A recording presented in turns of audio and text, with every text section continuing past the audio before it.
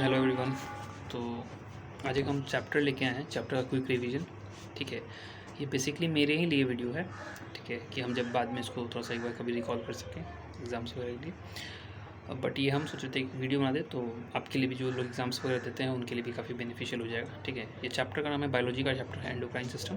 ठीक है, तो फटाफट चलते हैं। ठीक है, तो उसको हम बाई बुक, मतलब बुकिश ही लैंग्वेज में है, बट तो जो मोस्ट इंपॉर्टेंट टॉपिक्स है बस हम उसको आपको एक बार डिस्कस करवा देंगे। ठीक है, तो चलिए, तो एंडोक्राइन सिस्टम को हम लोग डक्टलेस ग्लैंड भी बोलते हैं। डक्टलेस ग्लैंड, एंडोक्राइन सिस्टम को हम लोग डक्टलेस ग्लैंड या एंडोक्राइन ग्लैंड्स भी बोलते हैं। ठीक है, हार्मोन्स क्या होता है? तो हार्मोन्स आर केमिकल रेगुलेटर्स और chemical messengers of the body.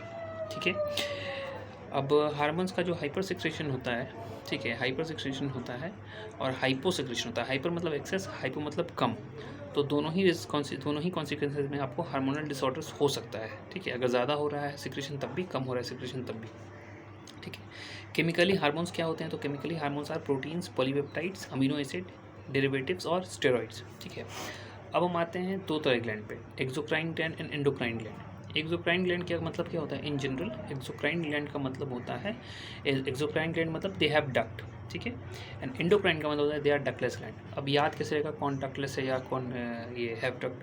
तो एंडोक्राइन, एंडोक्राइन मेरे साथ बोलिए, एंडोक्राइन। तो एंडो इसमें डी है ना, तो यह दे आर डक्टलेस ग्लैंड। ठीक है, एंड एक्सोक्राइन इसमें डी नहीं है तो दे हैव डक्ट।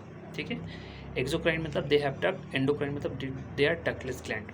ठीक है, चलिए, तो अब हम आते हैं, अब एग्ज़ाम्स में ये पूछ सकता है कि एंडोक्राइन ग्लैंड मतलब, जैसे टिक आउट में question one day competitive exams में वन डे जो होता है एग्जाम्स होते हैं उसमें पूछ सकता है कि choose which of the following is an example of endocrine gland. ठीक है, तो एंडोक्राइन ग्लैंड कौन कौन होते हैं? तो हम कुछ एग्जाम्पल बता रहे हैं। Pituitary and thymus gland, thyroid gland, parathyroid gland, thymus, adrenals, ovaries, testis, ये सारे जो हैं ये एंडोक्राइन ग्लैंड के एग्जाम्पल्स हैं। ठीक है, और हेट्रोक्राइन ग्लैंड, हेट्रोक्राइन ग्लैंड क्या होता है? हेट्रोक्राइन ग्लैंड वो ग्लैंड होता है जिसमें वो पार्शली एंडोक्राइन है और पार्टली वो एक्सोक्राइन है। ठीक है, मतलब वो कुछ प्रॉपर्टीज़ तो एंडोक्राइन का भी शो कर रहा है और कुछ प्रॉपर्टीज़ वो एक्सोक्राइन का भी शो कर रहा है। हम तेज़ इसीलिए बोल रहे हैं कि फिर ये काफ़ी लंबा हो जाएगा। ठीक है, तो अब आते हैं। ठीक है, हार्मोन्स जो होता है, ठीक है, हार्मोन्स होता है, hormones secreted by thyroid gland. ठीक है, तो थायराइड ग्लैंड को हम लेके चल रहे हैं। तो hormone secreted by thyroid gland, तो थायराइड ग्लैंड से दो हार्मोन सीक्रेट होता है, एक होता है थायरोक्सिन और दूसरा होता है कैल्सिटोनिन हार्मोन। ठीक है, ये दो हार्मोन सीक्रेट होता है थायराइड ग्लैंड से। ठीक है, और थायरोक्सिन जो है, ठीक है, थायरोक्सिन को हम लोग बॉडीज थर्मोस्टेट भी बोलते हैं। एक मतलब ये क्वेश्चन हो सकता है कि बॉडीज थर्मोस्टेट किसको बोलते हैं? तो थायरोक्सिन को बोलते हैं। ठीक है, अब यहाँ पे है कि हाइपो सिक्रेशन ऑफ थायरोक्सिन। ठीक है, हाइपो मतलब अगर सिक्रेशन कम हुआ थायरोक्सिन का, हम मतलब बच्चों की बॉडी में अगर हाइपर सिक्रेशन होता है तो कौन सा डिजीज़ होगा? तो इसको कहते हैं क्रिटिनिज्म। ठीक है, और hypo secretion of thyroxine in adults, अगर अडल्ट्स में इसका कम सिक्रेशन हुआ तो विच लीड्स टू, तो क्या बीमारी हो जाएगी? माई एक्सोडेमा एंड सिंपल गोइटर। ठीक है,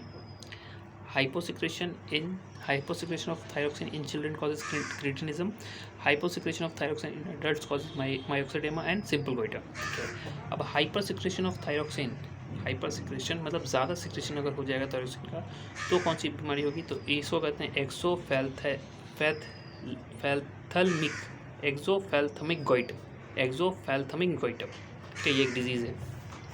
ठीक है, चलिए, अब हम आते हैं एड्रीनल ग्लैंड पे। तो एड्रीनल ग्लैंड का एक और नाम क्या है? एड्रीनल ग्लैंड को एक हम स्ट्रेस ग्लैंड भी बोलते हैं। ठीक है, तो इसका दो पार्ट होता है एड्रीनल ग्लैंड का, एक होता है एड्रीनल कॉर्टेक्स, एक होता है एड्रीनल मेडुला।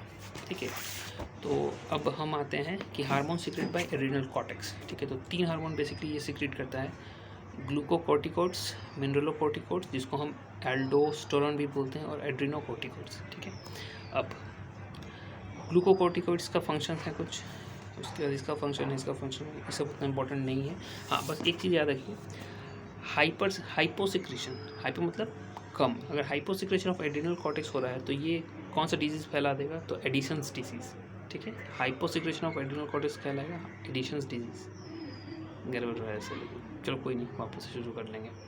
ठीक है, and hyposecretion of adrenal cortex क्या करेगा? तो कुशिंग सिंड्रोम। ठीक है, ये याद रखेंगे। ठीक है, चलिए फटाफट। हाँ, अब आते हैं हम पैनक्रियास पे।